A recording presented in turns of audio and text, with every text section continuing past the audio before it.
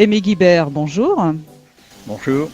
Alors vous êtes aujourd'hui l'invité de Vitivinifera, vous participerez également au débat ce soir, ici à Clermont-Lérault. Vous avez aussi participé au tournage du film Mondovino. Alors dans cette émission, on va bien sûr apprendre à mieux vous connaître, votre histoire, votre passion pour le vin, pour la viticulture, mais aussi on va parler du film Mondovino, comment s'est passé ce tournage, qu'est-ce que vous avez pensé du film, et puis bien évidemment on parlera aussi un petit peu de la mondialisation, les conséquences sur la viticulture, et comme chaque fois dans Vitivinifera, l'émission se terminera par une dégustation, et vous nous avez amené bien sûr, un vin de votre domaine, Aimé Guibert. Alors peut-être quelques mots sur le vin que nous dégusterons en fin d'émission.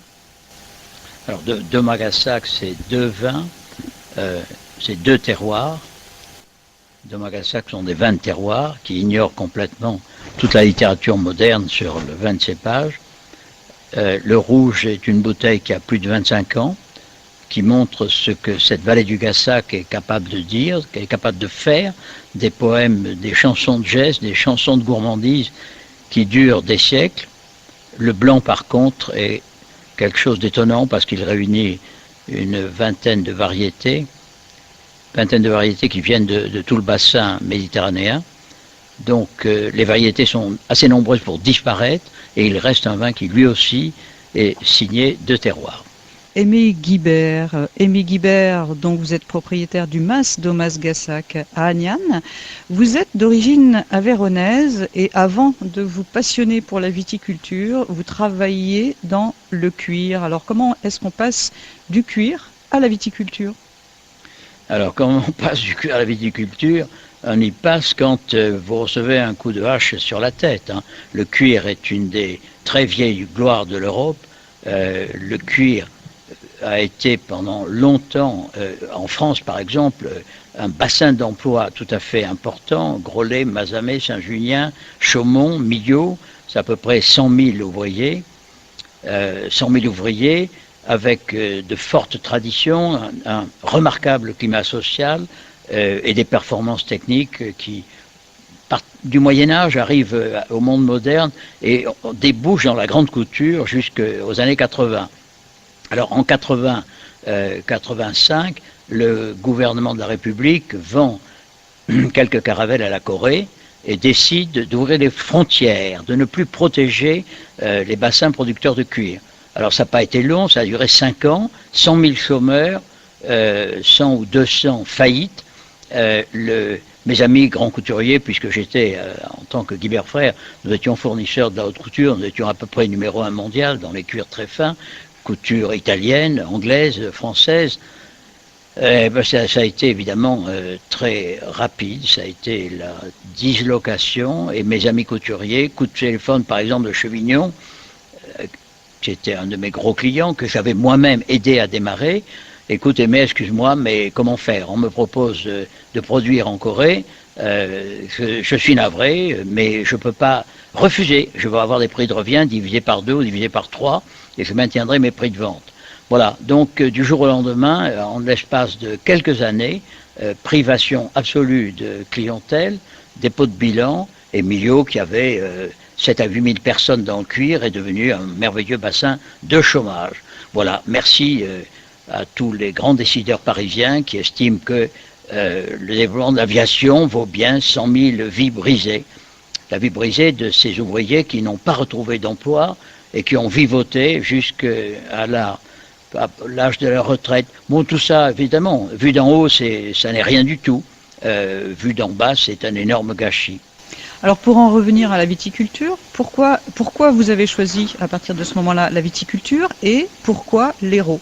Bien, oui, j'ai une question très claire, mais je fais un pas en arrière. Le cuir, pour moi, ça n'a pas été une vie d'homme, ça a été quand même 2 siècles. C'est-à-dire que je suis fondamentalement, né en 1924, un artisan. Je ne suis pas un homme de l'époque actuelle. J'ai vécu dans une ambiance de technique, de travail très proche des ouvriers. très proche de l'amour du produit. C'était un monde qui est bien loin de celui d'aujourd'hui. Alors pourquoi je tombe dans l'Hérault? C'est tout à fait clair. Ma femme est une ethnologue très distinguée, une des grandes spécialistes des civilisations celtiques. Elle travaillait à Montpellier, je travaillais à Millau. On est tombé un jour à Agnan. Les gens du village nous ont dirigés vers une propriété qui s'éteignait, 3 vieilles gens qui n'avaient plus le courage de continuer, qui voulaient vendre. Et le jour où on a mis le pied sur la colline et vu en bas le ruisseau Gassac, le cœur a été pris. Donc tout naturellement, en même temps qu'il y avait drame de perdre un métier, il y avait bonheur de découvrir une maison, une vieille maison qui a 3 ou 4 siècles, sur une colline, dominant le ruisseau Gassac, dominant cette vallée qui est une merveille et qui jusqu'à maintenant n'a été abîmée par ni route, ni éclairage obligatoire, qui reste un lieu sauvage et dans la première étape, un lieu de beauté. Alors Aimé Guibert, vous êtes arrivé dans les années 70 dans l'Hérault. À cette époque-là, le vin de l'Hérault, le vin du Languedoc-Roussillon n'avait pas forcément une image très reluisante. Alors vous arrivez ici avec quand même, vous, un objectif certainement différent des objectifs des viticulteurs à l'époque. Comment avez-vous fait pour peut-être imposer votre idée, votre façon de travailler? Comment ça s'est passé, vos relations au départ avec les viticulteurs qui travaillaient déjà depuis pas mal d'années ici? Oui, c'est une histoire cocasse, hein, parce qu'il est évident d'abord que j'arrive avec le cœur meurtri et en n'ayant aucun projet véritable. Mais je n'avais par exemple absolument pas l'idée de devenir vigneron et de faire un grand vin. Voilà. Mais j'arrive avec cette manie des hommes d'autrefois de travailler, l'incapacité de ne pas faire quelque chose avec passion. Donc je suis là devant une terre, une belle vallée, et je me dis, après tout, je vais appeler mes amis aveyronnais de Rodez, on va faire du maïs, etc., des choses de ce genre. Puis le hasard, qui souvent dans la vie passe devant vous et que quelquefois on ne voit pas, le hasard arrive sous la forme d'un ami aveyronnais, le professeur Ange Albert, qui était l'agrégé de Bordeaux en géographie-géologie. Ange Albert vient en tant qu'ami, et le soir, en rentrant, me fait une déclaration qui a bouleversé ma vie, effectivement, et il me dit, ça c'était dans les années 72, où nous habitions déjà l'Hérault, mais où on ne faisait rien de particulier, il me dit, vous avez un terroir fabuleux, qui s'apparente au plus grand et au plus rare terroir de grands crus. Si vous voulez rentrer dans la religion et la pratique des grands crus, comme par exemple les 5 grands crus bordelais, vous avez devant vous une terre qui certainement répondra. Voilà. Donc cette déclaration, vous imaginez ce que ça peut faire sur un homme passionné de travail, passionné de beauté, entendre dire qu'il a sous les pieds une terre qui peut donner les vents. Donc le point de départ, c'est la découverte par un Aveyronnais, Ange Albert, de la vertu de cette terre. Mais quand Ange Albert me dit ça, je lui dis, mais je ne sais rien. Eh bien, il me dit, vous avez tout à apprendre, allez-y. Qui peut m'apprendre? Un maximum. Et il me dit, vous avez à Bordeaux un être qui est le pasteur du vin, qui est un très grand esprit, Émile Pénaud. Au moins, lisez ses livres. Et ce que je fais, je lis les livres. À peine lu les livres, il y a une telle intelligence, il y a un tel amour dans l'art du vin sous l'écriture de Pénaud que nécessairement je veux le voir. Et je le bombarde de lettres, il ne répond pas. Et puis le hasard de la vie fait qu'un jour, l'un de mes amis le rencontre à Bordeaux chez le coiffeur. Pénaud dit, mais quel est cet énergumène qui m'écrit depuis l'Hérault où on n'a jamais fait de bon vin? L'autre répond, bon non, c'est un type qui a du bon sens et qui n'est pas complètement fada, vous devriez accepter de le voir. J'arrive à Bordeaux et je passe une journée avec Pénaud. Bon, ça c'est de ces journées qui révolutionnent la vie. J'ai évidemment reçu un message tout à fait extraordinaire, mais surtout ça a été le début d'une collaboration étroite. Alors première étape, Pénaud vient dans la vallée du Gassac. Pénaud voit ce sol, voit les analyses d'Ange Albert, il y avait 23 pages, et dit, eh bien écoutez, Guibert, je suis d'accord, je vais prendre ma retraite, donc je quitte mes clients, mais je vais vous donner à vous un accord de collaboration. Je n'ai jamais, moi, créé un grand vin à partir de zéro. J'ai géré des grands domaines. Aujourd'hui, vous me donnez une chance de tout faire à partir de zéro. Donc j'accepte, mais je mets quelques règles. Premièrement, vous ne me parlerez jamais d'argent. Extraordinaire. Voyez l'altitude morale de l'homme. Jamais d'argent. Je ne veux rien. Par contre, je ne vous donnerai que peu de temps. Je viendrai un jour par an, maximum, mais je suis à votre disposition au téléphone, tous les jours, entre 20h et 21h. Voilà. Et ça a duré, ceci, de nombreuses années. Au total, Domagasak, c'est peut-être ma passion, c'est peut-être ma frénésie de bonheur à travailler, mais c'est le génie d'Émile Pénaud qui a rejoint le génie du terroir. Hein. Je mettrai en premier le génie du terroir, mais tout de suite derrière, le génie Pénaud, qui n'a jamais construit, fabriqué un vin, mais qui a toujours su recevoir d'un grand terroir un grand vin. Donc, la première leçon, c'est les gestes à ne pas faire. Le premier geste à ne pas faire, chimie. Jamais de chimie. Jamais amener sur le sol vivant une goutte de ces produits chimiques qui font la fortune de grandes sociétés, mais qui tuent immédiatement la microflore qui fait la vie des sols et qui est la racine de la beauté, la racine des grandes choses. Ça, c'est la première règle. La seconde règle, c'est, alors je vais choquer certainement beaucoup de gens, pas de clone, surtout pas cette maladie moderne de simplifier les choses pour faire de la quantité. Exclu. Donc tous les cépages que j'ai plantés viennent l'un dans l'autre d'avant la guerre de 14, c'est-à-dire avant le moment où l'esprit des ingénieurs s'est penché sur un problème très différent de ceux du passé. Le problème n'était pas de faire mieux, le problème était peut-être de faire plus. Alors là, évidemment, les clones vous rendent service. Hein. On double, on triple les rendements, mais on fusille quelque part le travail de 10 siècles qui ont précédé. Qu'est-ce qu'ont fait les hommes dans les 10 siècles qui ont précédé les années, disons, 1950, l'arrivée du productivisme américain? Qu'est-ce qu'ils ont fait? C'est bien simple. Ils ont partout cherché la beauté. Ils l'ont cherché la beauté, la saveur, le goût, le mieux. En matière de fruits, par exemple, en matière de pommes, de poires, il y a un héritage français, aujourd'hui d'ailleurs abandonné, purement merveilleux. Mais évidemment, grande diversité. Petite production, grande diversité. En matière de vignes, toute l'Europe avait des variétés originales qui produisaient naturellement peu, mais des choses à forte personnalité.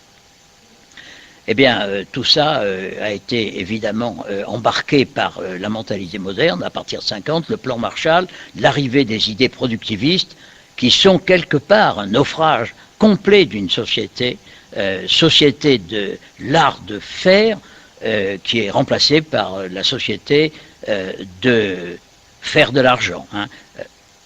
Domagasak, c'est une espèce d'îlot qui est complètement à contretemps de l'histoire.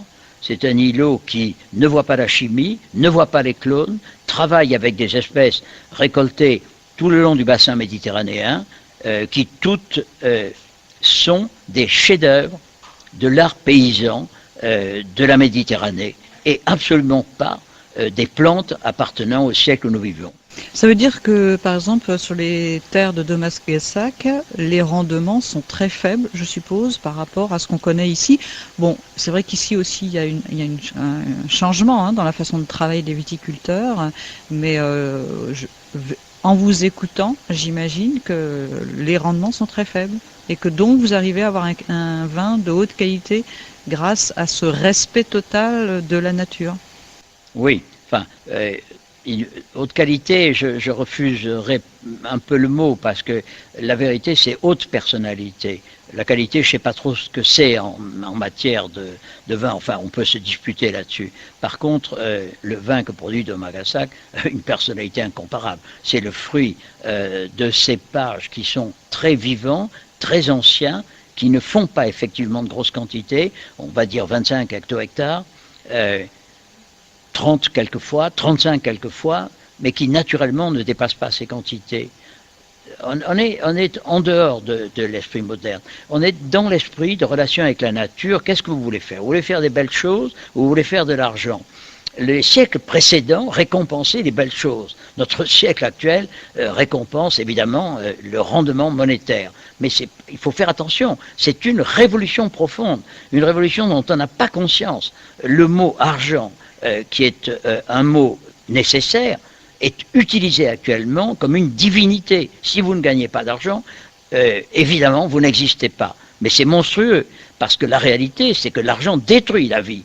L'argent non seulement ne l'aide pas, mais il la détruit. Il détruit d'abord la démocratie. La démocratie sont des citoyens intelligents, complètement libres, et qui ont une grande liberté de choix. Excusez-moi, Aimé Guilbert, mais par rapport à ce que vous dites là, par rapport à l'argent, vos bouteilles sont quand même, vous en avez conscience, vous vendez des bouteilles de vin à un prix, tout le monde ne peut pas, ce n'est pas abordable pour tout le monde, donc il faut quand même dans le domaine du vin par exemple, avoir une gamme de prix où chacun va y trouver son compte. On ne peut pas faire que des choses exceptionnelles. Je n'ai jamais dit que tout le monde peut et doit faire des choses exceptionnelles. Là où est le problème, c'est qu'il faut appeler les choses par leur nom. Hein. Un produit traditionnel, par exemple, on va prendre des tomates de la vallée de l'Hérault, fabriquées par les petits jardiniers qui existaient jusqu'à il y a quelques années à Gignac. Ces tomates étaient 2 fois plus chères que les tomates produites sur serre quelque part en Hollande. Bon, elles étaient plus chères, elles étaient meilleures. Personne n'a dit que les autres n'étaient pas des tomates, mais c'était des tomates industrielles. Alors le vrai problème, si vous voulez, c'est toujours le mensonge. On joue avec les mots pour dénaturer la réalité. Si je n'ai jamais dit que le vin industriel était un criminel, simplement il faut l'appeler vin industriel. Quand vous faites avec des engrais des rendements de 300, de 30 tonnes, 40 tonnes à l'hectare comme en Australie, vous faites un parfait produit industriel. Le produit industriel, c'est la quantité et le temps. Hein. Quand vous raccourcissez le temps et quand vous augmentez la quantité, vous débouchez dans un monde qui est dans un monde complètement artificiel. C'est pas du poison, mais il faut le savoir, ça n'est pas de la vie. Alors on va revenir, si vous voulez, sur le vin lui-même. Les grands vins, c'est des terroirs, c'est effectivement pas d'engrais, c'est des productions très limitées, et c'est le temps. Une vigne, jusqu'à la révolution, si vous voulez, des années 50, le plan Marshall, le changement de tête en Europe, une vigne, c'est 100 ans. Quand je me suis baladé dans l'Hérault, puisque je travaille avec des coopératives, j'ai vu des vignes de 100 ans, dans des variétés qui n'ont pas de réputation. Ce sont de pures merveilles. Les très vieilles vignes non clonées dans l'Hérault étaient du diamant. Voilà. Mais quand vous passez dans l'extrême, c'est-à-dire les vins australiens, par exemple, eh bien, la vigne ne vit pas 100 ans. Elle le vit 12 ans, 15 ans. Elle est forcée, elle est une machine à produire. Elle va mourir, elle va être remplacée. Elle vit à peu près 10 fois moins que la vigne non clonée. Alors, vous avez sur 10 ans la production d'un siècle. C'est pas du tout la même chose. Ça n'est pas du poison. Mais c'est un parfait produit industriel. Et c'est là le seul combat que je mènerai, c'est que les choses doivent être appelées par leur nom. Quand on ment aux gens, on quitte la démocratie, on rentre dans le fascisme. Le mensonge, c'est toujours le fascisme, parce que vous prenez autorité sur l'esprit des gens, sur leur imaginaire, avec des choses qui sont fausses. À partir du moment où vous appelez les choses par leur nom, tout va bien. Nous sommes en compagnie d'Aimé Guibert, propriétaire du Mas Domas Gassac à Agnan. Aimé Guibert, je vous le disais hors antenne, vous êtes un passionné du vin, de votre travail, et c'est vrai qu'il faudrait des heures presque avec vous pour bien vous écouter, parce que vous avez beaucoup de choses à dire, vous avez vécu beaucoup de choses dans la viticulture avec vos vins, avec votre terroir. J'aimerais quand même qu'on parle de Mondovino, c'est aussi le sujet de cette émission. Mondovino sera projeté ce soir à 20h30. À la suite de ce film, il y aura un débat auquel vous participerez d'ailleurs. J'aimerais savoir comment ça s'est passé, Mondovino, la relation, le contact avec Jonathan Mossiter, c'est lui qui vous a appelé. Oui, Jonathan Mossiter m'a appelé, je ne savais pas qui c'était. Domagassac, en gros, reçoit presque une fois par semaine un journaliste de quelque part dans le monde qui vient voir l'original qui fait du vin sans les clones et comme autrefois. Voilà, donc il a annoncé sa visite. Bonjour, je viens, est-ce que je peux venir demain à 10 heures? Il vient. Il vient, il ne me dit pas qu'il va faire un film, il ne me dit pas du tout qu'il va faire un espèce de tour du monde, il vient me parler de Mondavi. Voilà, Mondavi, c'était l'époque où la ville d'Aniane a donné un exemple mais absolument merveilleux d'unité. D'unité morale et d'unité pour un objectif non financier. Le village communiste, socialiste, modéré de tout poil, s'est uni pour défendre sa forêt. Chapeau, hein, chapeau. Parce Alors, que beaucoup... Mondavi, peut-être qu'on va rappeler, donc c'était un industriel américain qui voulait acheter des terres à Agnan pour faire du vin.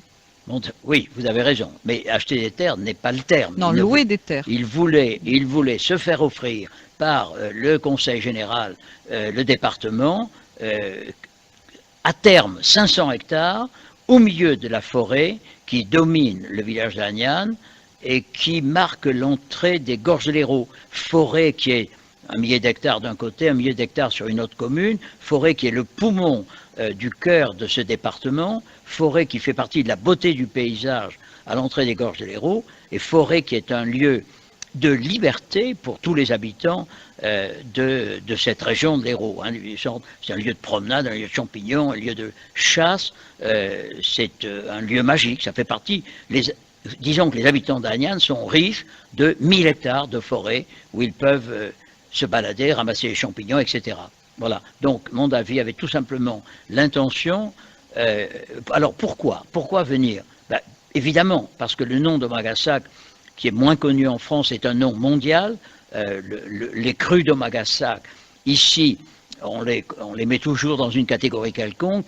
Si vous sortez de France, si vous allez en Angleterre, d'Omagassac, c'est le niveau de qualité, de prestige, de beauté, de capacité de vieillir des siècles des grands premiers crus du Bordelais. Donc ce langage, les Anglais le tiennent, mais le Français qui a toujours peur de bousculer les hiérarchies sociales, position très différente. En tout cas, Mondavi, connaissant la réputation mondiale du mot d'Omagassac, voulait défricher la forêt en bordure de d'Omagassac, qui lui l'a respecté. Et c'est là que la bataille commence. Donc vous avez eu peur, en fait, que la présence et que ce qu'ils allaient faire de cette forêt, ça nuise après à la qualité de vos raisins? La réponse est beaucoup plus large. La destruction de 500 hectares de forêt, changer le microclimat de toute la région et par définition allait créer problème pour les vignerons installés. Et actuellement, je ne suis pas seul en bordure de la forêt. Il y a au moins 5 garçons qui font de très beaux vins parce que ce lieu est magique. Le terroir est magique, le microclimat froid est tout à fait extraordinaire. Et encore une fois, d'Omagassac est passé premier, mais il y a maintenant 5 vins de très haute qualité, de très haute stature, qui sont produits là. Alors, on peut dire, vous avez eu peur de perdre votre climat? Oui, mais je perdais pas simplement le climat, le paysage, je payais la beauté de cette région. Et puis la sagesse, qu'est-ce que vient faire une attitude américaine?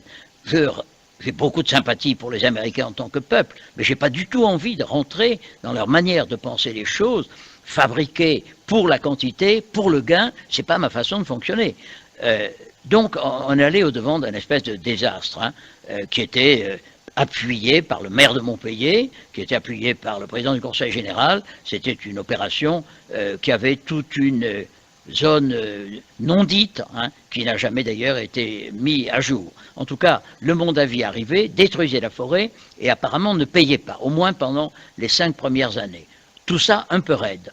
Voilà. Et le village s'est uni, et finalement, le village uni, élection municipale, a chassé le maire. Élection cantonale également. Et élection cantonale, donc a chassé le maire, a chassé le conseiller général. On est reparti avec des gens neufs qui ont indiscutablement sauvé une forêt.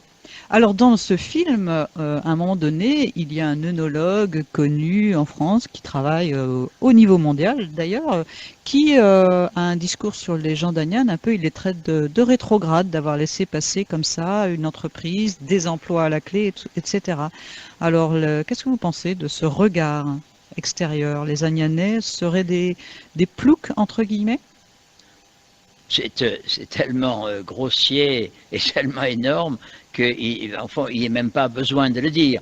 Pour moi, le vrai plouc est le marchand de soupe qui ne s'occupe que de faire de gros volumes financiers. Le seigneur, c'est celui, petit vigneron, petit producteur de salade, qui fait de belles choses et qui offre à son frère l'homme de bonnes choses à boire, de bonnes choses à manger. Je n'ai aucune admiration pour les conquérants des pièces de monnaie. J'en ai beaucoup pour tous ceux qui font de belles choses, qui aident l'homme à vivre mieux. Ce n'est pas le cas des premiers.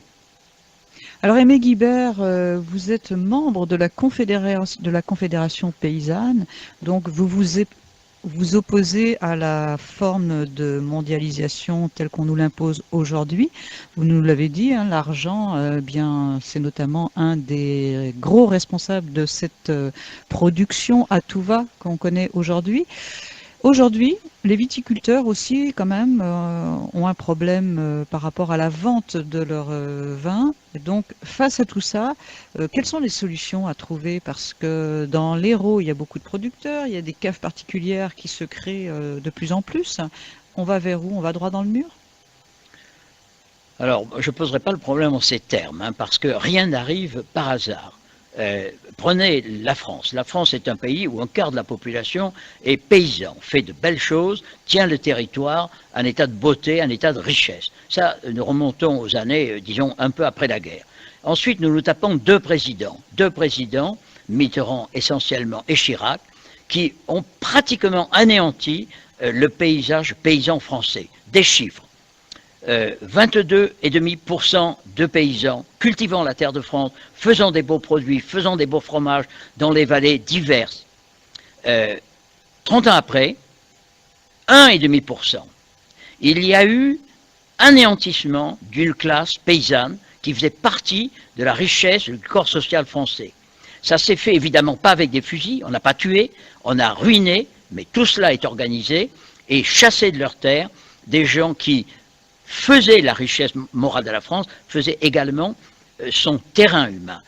Si vous prenez le cas de Pompidou, mais on peut le dire de bien d'autres hommes politiques, fils de paysans, élevé dans la sagesse que donne la relation avec la terre, monte à Paris, rentre dans le monde politique. Le monde politique d'aujourd'hui, c'est une cocotière, c'est un poulailler de gens qui sont tous pratiquement issus de la capitale ou du monde urbain.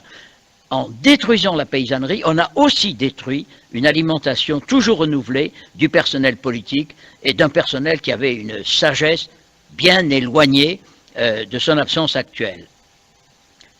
Je continue sur ça. Allez-y, oui. Et puis, oui, j'aimerais aussi que pour vous, quel est l'horizon, quel est l'avenir du viticulteur héroltais? Alors, ça c'est au plan général. Et curieusement, alors qu'on détruisait les fromages, qu'on détruisait le blé, qu'on détruisait l'élevage français, eh bien, on n'a pas tapé sur la viticulture. La viticulture, c'était un truc à côté. L'un dans l'autre, on n'était pas dans la ligne de mire. On l'est aujourd'hui. Aujourd'hui, le problème, pour ceux qui gouvernent, avec la même logique de religion de l'argent, c'est d'éliminer en Languedoc un certain nombre de petits individualistes qui occupent des territoires merveilleux pour, bien entendu, s'emparer du foncier et continuer le programme de transformer le Languedoc en un dortoir pour toute l'Europe. Il y a derrière beaucoup d'argent à gagner pour les promoteurs, pour les entrepreneurs, etc. et pour les politiciens qui classent les terrains. Mais ce n'est pas du tout du hasard, c'est une entreprise crapulesque. Et ce qui est absolument effarant, c'est que dans une France où il y avait un monde terrien fort, il y avait des réactions fortes. Les gens ne perdaient pas l'intelligence et ils savaient appeler l'ennemi l'ennemi. Aujourd'hui, on est là en train de bafouiller comme si il était inexorable que les vignerons, à leur tour, disparaissent pour laisser les belles affaires immobilières se mettre en place. C'est extraordinaire, c'est navrant. Il n'y a plus d'opposition. Il y a même une voix violente ici qui actuellement est devenue très bien élevée. S'il était en face de moi, je le lirais, je le lui dis souvent, c'est un immense dommage. il faut qu'un peuple sache se révolter. La révolution, on l'a faite contre les rois, mais il faut la faire contre l'argent aujourd'hui. Il est absolument inadmissible que les vignerons se laissent paternellement détruire parce qu'on veut donner de la place à l'immobilier et que l'on veut donner des grandes séries de vins étrangers aux grandes surfaces. Tout ça est un attentat contre la vie des vignerons. Où sont les chefs? Moi j'ai 80 ans, je le regrette, j'aurai 20 ans de moins, je serai dans la rue. Et il n'y a pas d'autre défense. En face d'un pari mou, sans conviction, il n'y a pas d'autre défense que celle de la violence. Pas la violence pour faire le mal, la violence pour sauver ce qui doit être sauvé. Donc vous êtes un révolutionnaire, Aimé Guibert. Je le suis certainement, en ce sens que si vous appelez révolution la défense de ce qui est l'équilibre humain, l'équilibre social, l'équilibre moral d'une société, oui, j'ai de la colère. J'ai de la colère chaque fois qu'on me dit partez, je ferai de l'argent là où vous êtes. C'est indécent, mais c'est ce qu'on fait depuis, je vous dis, une trentaine ou une quarantaine d'années. Il n'y a plus de conviction, il y a des marchands, il n'y a plus de chefs. Alors évidemment, vous me direz, vous parlez avec colère, mais vous ne changerez pas l'évolution. Bien sûr que je ne changerai pas. Un vieux bonhomme, mais au moins je ne me serai pas tu. Au moins je ne rentrerai pas dans les idées actuelles. Et je déplore que cette classe courageuse des vignerons languedociens, que j'admire puissamment, je dirais la population traditionnelle, celle de ces gens qui ont su, à un moment donné, amener une véritable révolution en Languedoc, qui ont su aller impressionner un président du Conseil, même si ça n'a pas totalement réussi, ça a largement réussi. Le Languedoc n'est pas, dans son état actuel, simplement le fruit du hasard, il est la manifestation du courage des chefs qui ont défendu sa place dans l'économie nationale. Il n'y aurait pas de Languedoc s'il n'y avait pas eu des gens comme Marcelin Albert et quelques autres. Et le problème aujourd'hui, c'est que s'il n'y en a pas un qui se lève et qui va jusqu'à la violence contre l'État crétin et crapule, eh bien je crains qu'effectivement nous soyons tous très rapidement chassés pour faire de mauvaises villas. Aimé Guibert, en quelques minutes là, parce que j'aimerais quand même qu'on garde du temps pour la dégustation des vins que vous nous avez amenés, je voudrais revenir au documentaire Mondovino. Vous l'avez forcément vu. Qu'est-ce que vous en avez pensé? Je l'ai vu effectivement plusieurs fois. J'ai été quelque part envoûté par l'extraordinaire poésie morale de ce film. C'est fabuleux. Quel culot à l'époque actuelle où on nous montre que les gens qui réussissent, quel culot d'aller montrer un petit poète idéaliste du fond de l'Argentine, ou bien ce paysan merveilleux de la Sardaigne. Ce film m'a absolument enchanté. Que puis-je dire d'autre? Il y a exactement ce que l'on trouve de moins en moins. Il y a la recherche de la vraie beauté dans l'homme, vraie beauté dans les idées, vraie beauté dans la gratuité de l'être. Hein. Donc, vraiment, j'ai aimé ce film. J'étais ahuri d'abord d'apprendre que j'en faisais partie. J'ai été étonné d'être invité à Cannes et de le voir, mais je comprends son succès. Il est quelque part un message troublant, parce que c'est le genre de message qui va ouvrir deux possibilités. Une réaction de courage qui réveillera les petits vignerons et qui les mettra dans la colère et le refus de disparaître pour laisser la place à des vins industriels et à la fortune des grandes surfaces.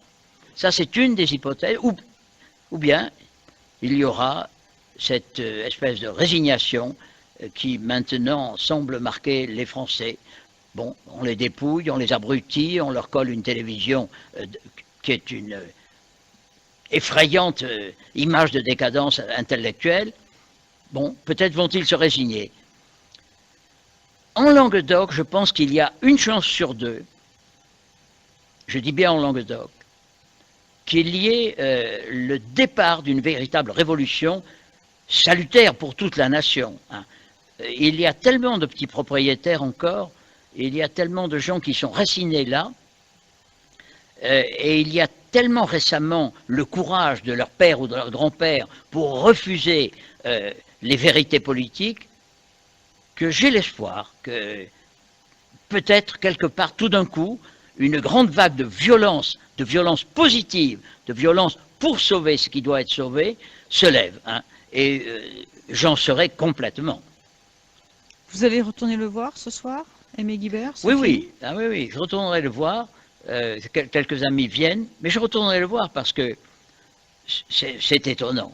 C'est étonnant, c'est tellement inouï de voir que l'on met en avant des gens pauvres, des gens qui sont très loin de la banque et de l'argent, mais qui sont des seigneurs parce qu'ils sont debout sur un morceau de terre et parce ils ont l'ambition de faire de belles choses. Fabuleux. Entre ça et taper un clou dans une grande usine d'une grande société, il y a une drôle de différence.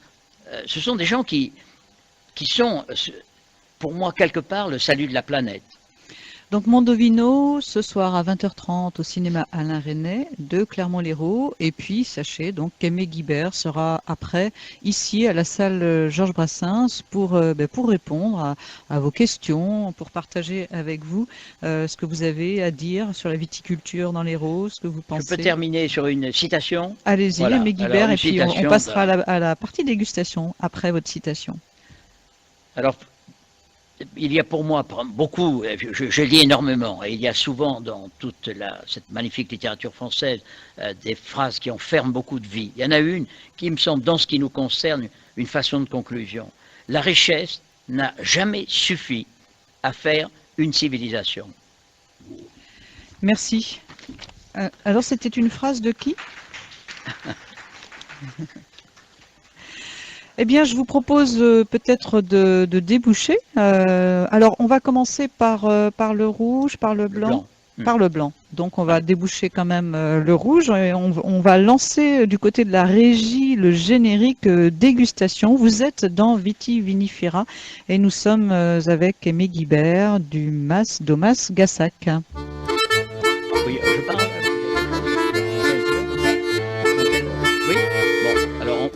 On parle de déguster le vin, mais quelque part, ça me gêne parce que le problème aujourd'hui n'est pas d'être le meilleur. Il y a des montagnes de beaux vins en Languedoc. Je ne refuserai tout à fait le meilleur. Je suis un parmi les bons vins. Je suis un vin qui vient des cépages non clonés d'autrefois, mais je suis pas autre chose que le collègue, le frère de tous les beaux vins que de jeunes vignerons font dans toutes les vallées de notre magnifique Languedoc. Alors, j'aime pas trop que cette émission se termine par une dégustation. C'est plutôt l'échange d'idées entre nous, vignerons, et la colère et l'organisation de la défense qui me semble le problème absolument prioritaire et le seul problème. Alors, on me fait déguster devant vous 2 bouteilles, je le fais de bon cœur, mais c'est pas le problème d'aujourd'hui. Le problème d'aujourd'hui est de sauver nos vignes, sauver notre paysage. Mais pour sauver les vignes, il faut justement que les gens prennent conscience des trésors qu'il y a ici. Mais oui, mais écoutez, il faut voir tout ce que nous avons en face. Quel est un grand vin? Le grand vin, c'est le vin d'une vallée, de quelques cailloux faits par un homme et qui a un goût inimitable. Ça, c'est la civilisation. Mais si vous vous tournez du côté des grandes surfaces, quelle est la civilisation? Ça n'est pas l'extravagance de la beauté, c'est la régularité. C'est la triste régularité. Vous allez acheter un vin australien, il vous fournira 1 million de bouteilles, toutes pareilles. Si vous achetez un grand vin français, il vous fournira 10 000, 15 000, 20 000 bouteilles, et ce sera un goût unique. Et là, il y a un choix à faire. Et le choix de l'homme, c'est la diversité. La diversité est un aliment du bonheur, un aliment de la réflexion. Mais où la trouverez-vous? Vous allez débarquer dans votre grande surface et vous trouverez les grands vins produits en quantité qui sont la matière première basique d'une grande surface. Que voulez-vous faire?